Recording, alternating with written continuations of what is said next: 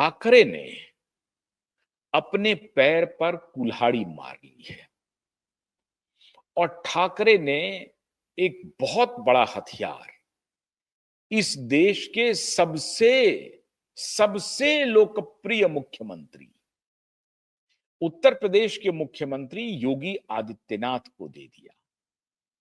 योगी आदित्यनाथ इस मुद्दे पर बहुत प्रतिक्रिया अभी नहीं दे रहे हैं, लेकिन बहुत ही साइलेंटली इस तरह से योगी आदित्यनाथ काम कर रहे हैं कि ठाकरे के नीचे से दरी खिसक जाएगी, उनके पैर के नीचे से जमीन खिसकने वाली है और कल को वो रोएंगे कि मैंने ये क्या किया,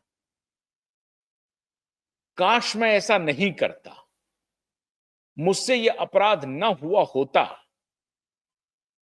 आपको याद होगा कि 2020 जून में दिशा और सुशांत की हत्या हुई और उसी के बाद ऐसा लग रहा है कि नियति चाहती है कि ये बॉलीवुड पूरी तरह से जिस रूप में काम कर रहा है, जिसको मैं चर्ची बॉलीवुड कहता हूं, इस बॉलीवुड को पूरी तरह से ध्वस्त हो जाना चाहिए। और मैं आपको फर्स्ट हैंड अकाउंट आज मैं क्यों कह रहा हूं कि ठाकरे ने बड़ा हथियार दे दिया उत्तर प्रदेश के मुख्यमंत्री योगी आदित्यनाथ को। मित्रों, मैं पिछले दिनों मुंबई में था, 2 दिन पहले की बात है। मैं मुंबई में कोलाबा, ठीक ताज के पास एक क्लब है, मैं उसका नाम नहीं लूंगा। उस क्लब से जब आप अंदर की तरफ जाते हैं तो पूरे कोलाबा के इलाके में मैं सड़कों से घूम रहा था, सड़कों पर, और एक एक व्यक्ति से बात कर रहा था जो नॉर्थ इंडियन वहां पे छोटे छोटे खोमचे लगा करके झाल मुड़ी बेच रहे हैं, कोई कोल्ड ड्रिंक बेच रहे हैं, कोई और खाने पीने की लिट्टी बेच रहे हैं, कोई पकोड़े बेच रहे हैं। ये तकरीबन तकरीबन आबादी उत्तर प्रदेश और बिहार की थी। मेरी जिससे बातचीत हुई उसमें ज्यादातर तो बिहार के निकले, कोई सीतामढ़ी के निकल गए, कोई औरंगाबाद का निकल गया, कोई छपरा का निकल गया।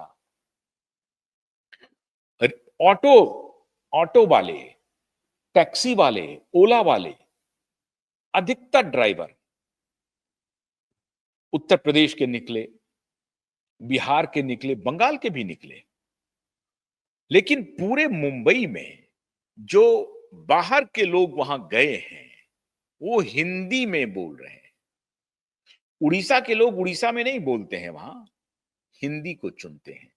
हिंदी एक लिंक भाषा है और अगर आप संविधान के इस हिसाब से चर्चा करें तो आर्टिकल 343(1) कहता है कि हिंदी राजभाषा है और संवैधानिक प्रावधान यह किया गया था कि हिंदी को लिंक लैंग्वेज के रूप में, संयोजन करने वाली भाषा के रूप में हिंदी को आगे बढ़ाने के लिए कमेटी बनेगी और एक उच्च स्तरीय कमेटी बनेगी जो हिंदी के प्रचार प्रसार के लिए काम करेगी।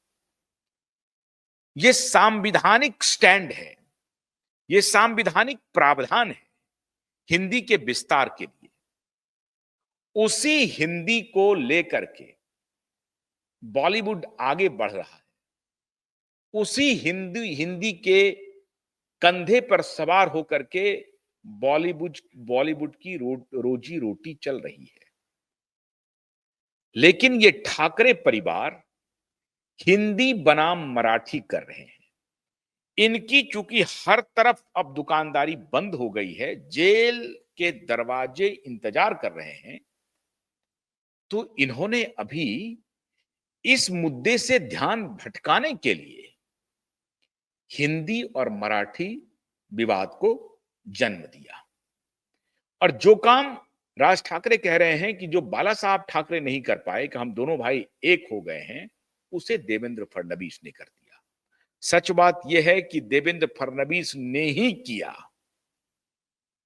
कि आप दोनों मिल जाओ। कहानी बहुत बड़ी है, उसमें जाने की आवश्यकता नहीं है। आज का विषय यह है कि कैसे ठाकरे ने योगी को इतना बड़ा हथियार दे दिया है जिससे वो चर्ची बॉलीवुड ध्वस्त होने की कगार पर है।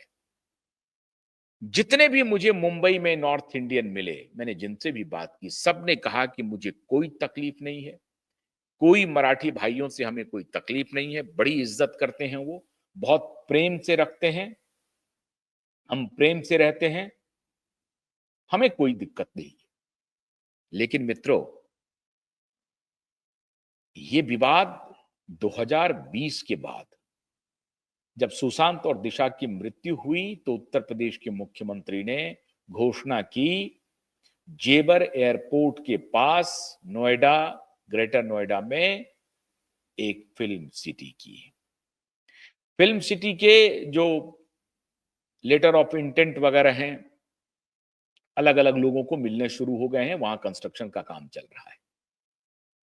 लेकिन हिंदी मराठी का जो विवाद इन दोनों भाइयों ने छेड़ा है, उसका रिपरकशन ये हो रहा है कि जो युवा हैं, जो बॉलीवुड का रुख करना चाह रहे थे, उनके मन में एक शंका हो गई।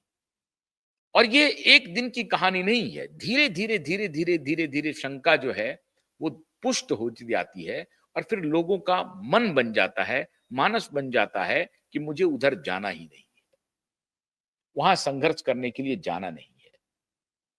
घूमने फिरने के लिए तो जाएंगे, लेकिन रहने के लिए नहीं जाना है, काम की तलाश में नहीं जाना। और अगर ऑल्टरनेट हमें कहीं और मिल जाए जो हिंदी प्रदेश हो, तो जाहिर है वो पूरी देश और दुनिया को प्रभावित करेगा, और वो भी राजधानी दिल्ली के पास हो। पॉलिटिकल जो कैपिटल है, जो देश की राजधानी है, जिस जहां आने के लिए हर लोग लालायित रहते हैं, वो जरूर दिल्ली आना चाहते हैं। कोई प्रदेश ऐसा नहीं है जो अपने दिल्ली को भुला दे। और लोग कहते हैं दिल्ली दिल वालों की है, यहां सबका गुजारा हो जाता है, अमीर का भी गरीब का भी। मुंबई में भी सबका गुजारा हो जाता है, अमीर गरीब सबका। लेकिन अमीरों की वहां पर बात ही कुछ और है, दिल्ली में ऐसी कोई बात नहीं है। तो दिल्ली दिल वालों की है, और दिल्ली के आसपास अगर उनके क्रिएटिविटी को निखारने का, उनको प्रचारित करने का, उनको दिखाने का कोई ऐसा इंफ्रास्ट्रक्चर मिल जाए तो पौवारा, बल्ले बल्ले। अब योगी आदित्य